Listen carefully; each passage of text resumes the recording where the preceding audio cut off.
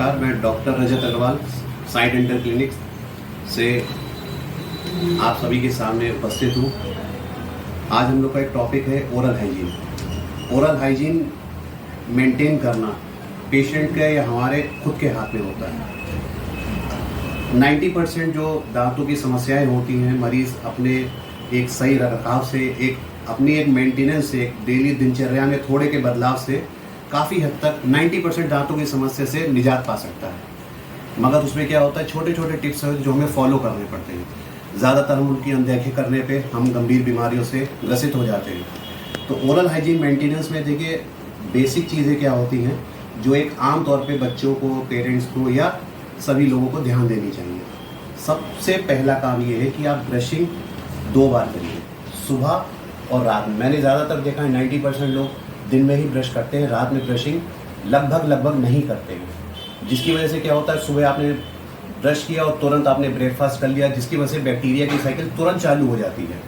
और अगर आप रात में ब्रश करके सोगे तो बैक्टीरिया की साइकिल 10 घंटे तक स्टॉप रहेगी, जिससे आपके मसूड़ों की प्रॉब्लम से आप छुटकारा पा सकते हैं। मुंह से दुर्गंध आना, मसूड़ों से खून आना, मुंह से महक आना, ये सब प्रॉब्लम जो होती है जिसे जिंजिवाइटिस, पेरियोडोंटाइटिस हम लोग कहते हैं, ये सब प्रॉब्लम्स हो जाती है। मगर अगर आप रात में प्रॉपर ब्रशिंग करेंगे तो इन प्रॉब्लम से काफ़ी हद तक आप छुटकारा पा सकते हैं। दूसरी बात, ब्रश रेगुलर आपको चेंज करने चाहिए। कई बार ऐसा होता है कि एक ब्रश लोग 2-2, 3-3 साल चला रहे हैं, तो ब्रश करना ज़रूरी नहीं है, सही ब्रश करना ज़्यादा ज़रूरी है। सही तरीके से ब्रश करना ज़रूरी है। लोग हार्ड ब्रशिंग करते हैं, करेक्ट ब्रशिंग टेक्निक नहीं पता है, आप प्रॉपर ब्रशिंग नहीं कर रहे हो, हार्ड ब्रश कर रहे हो, तो दांत बजाय सही होने के दांत आपके कटेंगे, दांत में सेंसिटिविटी होने लगेगी, एट्रीजन हो जाएगा, एब्रेजन हो जाएगा, इससे दांत में सेंसिटिविटी की प्रॉब्लम बढ़ जाती है।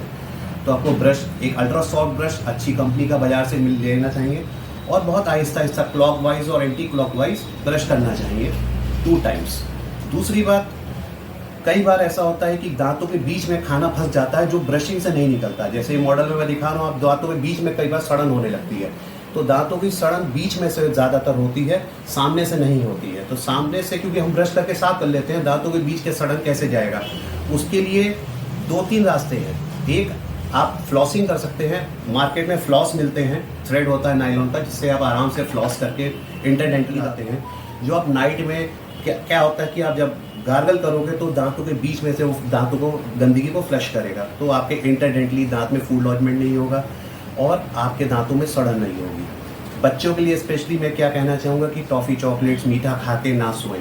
रात में पेरेंट्स को ध्यान देना चाहिए कि उन्हें ब्रश कराएं प्रॉपर, और ब्रश कराने के संग कुल्ला अवश्य कराएं। और हम लोग कोई भी मील लेते हैं, चाहे दिन में हो चाहे रात में, कुल्ला अवश्य ज़रूरी है। और रेगुलर चेकअप, कुछ भी प्रॉब्लम अगर आपको हो रही है तो आपको डॉक्टर से परामर्श जरूर लेना चाहिए।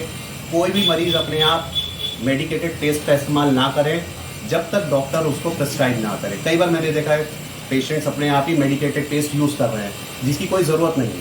अगर आपका डॉक्टर आपको ये सलाह देता है कि आपको मेडिकेटेड टेस्ट करें, तभी आपको यूज़ करने चाहिए, अन्यथा नहीं करने चाहिए। तो ये छोटे छोटे रखरखाव है। आप रात में मसूड़ों पर कड़वे तेल से मालिश कर सकते हैं, गम पेंट्स आते हैं, मसूड़ों में मल सकते हैं। जब मसूड़ों मालिश करोगे तो मसूड़े मजबूत होंगे।